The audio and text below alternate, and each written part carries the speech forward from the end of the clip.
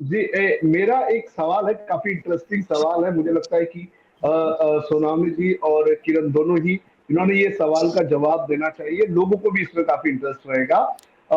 मैं ये जानना चाहूंगा कि जब राज ठाकरे को नासिक की जिम्मेदारी दी गई थी, तो राज ठाकरे ने नासिक को काफी डेवलप किया था।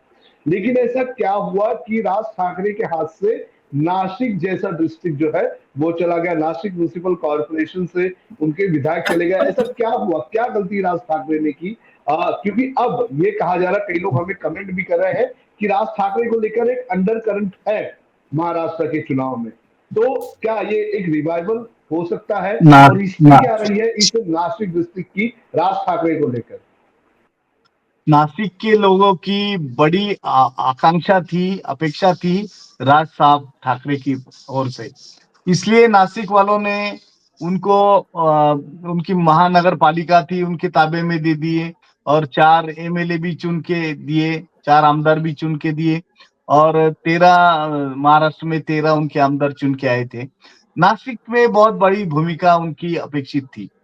लेकिन बाद में 5 साल के बाद पता चला राज ठाकरे साहब जितना अच्छा भाषण करते हैं, लेकिन काम कुछ भी ज्यादा हुआ नहीं, ऐसी लोगों की धारणा रही। और उसके बाद में जो इलेक्शन हुए उसमें उनका उनको कुछ भी इतना अपेक्षित परिणाम नहीं मिले।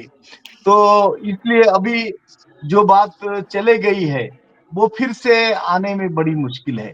वो भाषण बहुत अच्छा करते हैं, और विरोधी पक्ष वाले भी उनके भाषण सुनने के लिए बड़ी संख्या से जाते हैं, बड़े अच्छे अच्छे मुद्दे निकालते हैं। लेकिन जब द गवर्नमेंट दैट वर्क्स जिसको बोलते हैं, प्रशासन और हम्म। डेवलपमेंट, उसके बारे में उनका परिणाम इतना लाभदायक नहीं रहा। इसलिए एक क्षेत्र में उनका उनको पहले भी इतना परिणाम नहीं मिला। अभी तो मुश्किल है, क्योंकि जो पॉलिटिक्स से बहुत आगे चला गया और वो बहुत पीछे रह गए। तो अभी वो ट्राई कर रहे हैं, लेकिन किरण जी बताएंगे उसके बारे में। किरण जी। मैं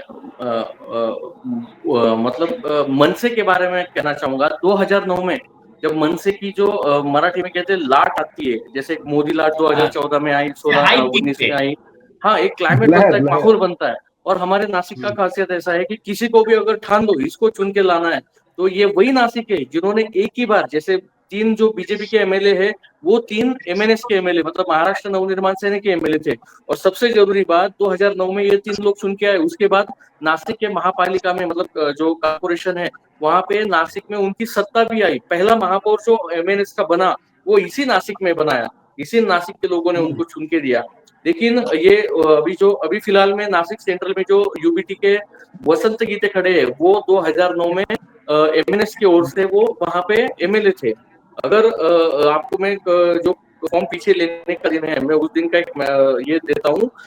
अंकुश पवार जो नासिक सेंट्रल में यहाँ पे फॉर्म भरे थे, हम्म, ग्रामीण के जिलाध्यक्ष है, उसको पक्ष का आदेश आता है और अपना जो फॉर्म है वो वापिस ले लेता है। तो जैसे मैंने लोकमत के लिए उनका इंटरव्यू किया था, उनको पूछा कि आप यहाँ पे अभी इलेक्शन में खड़े हो, आप फॉर्म पीछे ले रहे हो, तो उन्होंने कहा था ये मेरे पक्ष का आदेश है। अरे तुम पक्ष का आदेश है, लेकिन तुमने, तुम्हारे पक्ष ने तुम्हें किसे कहा कि तुम किसे सपोर्ट करो? तो ये जवाब जो है वो हम्म, एमएनएस वालों के पास नहीं है, क्योंकि राज ठाकरे ने 2000 जो अभी 24 के सांसद के चुनाव हुए, बिन शर्त उन्होंने महायुति को जो है वो अपना पाठिंबा जो है वो जाहिर कर दिया। और सबसे जरूरी बात मतलब अभी एमएनएस के जो है, वो एमएनएस के जो लोग खड़े नासिक सेंट्रल में पीछे ले लिया, लेकिन नासिक के वेस्ट में हो गया, ईस्ट में हो गया, उनमें एक एक कैंडिडेट है। लेकिन जो नासिक सेंट्रल का वोटर है, वो किसे वोट करेगा? ये चीजें जो है वो एमएनएस की ओर से जाहिर नहीं की, क्योंकि तुमने किसी को पाठिंबा भी नहीं दिया, मतलब तुमने किसी को हम्म, सपोर्ट भी नहीं किया और किसके तुम अगेंस्ट भी नहीं गए। बिल्कुल। तो तुम किसको वोट करने हम्म, वाले हो? तुम क्या नोटा का बटन दबाने वाले हो, या तुमने किसी को गिराना है, या किसी को चुन के हम्म, लाना है? ये उनका जो चित्र है, ये अभी तक क्लियर नहीं है।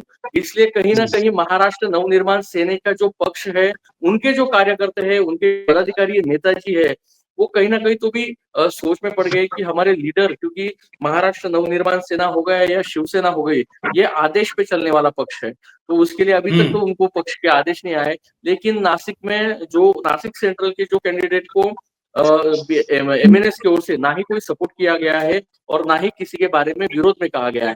जो भूमिका है वो हमें पक्ष देगा, उसके बाद हम जाहिर करेंगे। लेकिन जो कार्यकर्ता है उनमें काफी नाराजगी हमें देखी हुई मिली सकती है, क्योंकि एमपी के सांसद के चुनाव के लिए तैयारी करते हैं, राज ठाकरे बोलते हैं नहीं चुनना है। अभी एमएलए के लिए आप लोगों को नॉमिनेशन फॉर्म भरने के लिए लगाते हो, वो पीछे लेने लगाते हो। बीजेपी से जो करीबन 5 या 6 बार जो नगर सेवक थे दिनकर पाटिल, वो नासिक वेस्ट में जो है वो इलेक्शन में खड़े हैं, एमएनएस की ओर से खड़े हैं। लेकिन उनको कितना फायदा होगा, क्योंकि उनका जो वोटर है वो अभी नासिक सेंट्रल में डिवाइड हो गया, नासिक वेस्ट में डिवाइड हो गया, तो उम्मीदवार जो है वो कहीं ना कहीं तो भी एक सोच में पड़ गया, क्योंकि उसको किसी का जो सपोर्ट है वो नहीं है। और राज ठाकरे का अभी तक नासिक में आने का कोई भी फिलहाल तो भी प्लान सामने नहीं आया।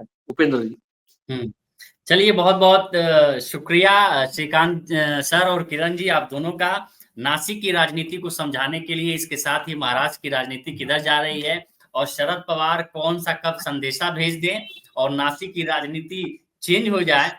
अब 23 तारीख 20 तारीख को चुनाव है और 23 तारीख के नतीजे आएंगे, कौन कहाँ कमाल करता है और कौन किसकी बागडोर खींची जाती है, ये 23 तारीख को पता चलेगा।